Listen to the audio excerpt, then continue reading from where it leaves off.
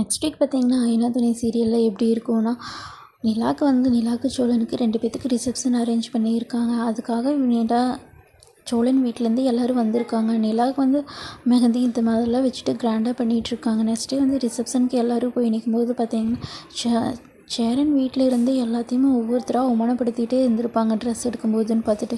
அதே மாதிரி இந்த டைமும் அவமானப்படுத்துகிறாங்க. அப்போன்னு பார்த்துட்டு கரெக்டாக கார்த்தியா இவங்கெல்லாம் வர்றாங்க. கார்த்தியா முன்னாடியே அவமானப்படுத்தும் போது, எங்கள் மாமாவை யாருன்னு நினச்சிட்ருக்கீங்க, என்ன கூப்பிட்டு வச்சு அவமானப்படுத்துகிறீங்க அப்படிங்கிற மாதிரி பேசுகிறாங்க. இது நிலாவுக்கு தெரியுது. நிலாவுக்கு தெரிஞ்சோன்னே நிலா பயங்கரமாக கோவப்படுறாங்க. ஏப்பா இங்கே ரிசப்ஷன் வைக்கணும்னு சொல்லிட்டு சோழன் வீட்டிலேருந்து எல்லோரும் வந்ததுக்கப்புறம் எதுக்கு அவங்கள அவமானப்படுத்துகிறீங்க, இப்படி தெரிஞ்சுருந்தால் நாங்களாம் இங்கே வந்திருக்கவே மாட்டோம் அப்படிங்கிற மாதிரி சொல்கிறாங்க. ஆனால் பார்த்திங்கன்னா அவங்க அப்பா சரிம்மா இனிமேல் இப்படி நடக்காது அப்படிங்கிற மாதிரி சொல்கிறாங்க. அதுவும் போக கார்த்தியா அவங்க ஹஸ்பண்ட் பிரிஞ்சிருக்கிறது சேரனுக்கு தெரிய வருது.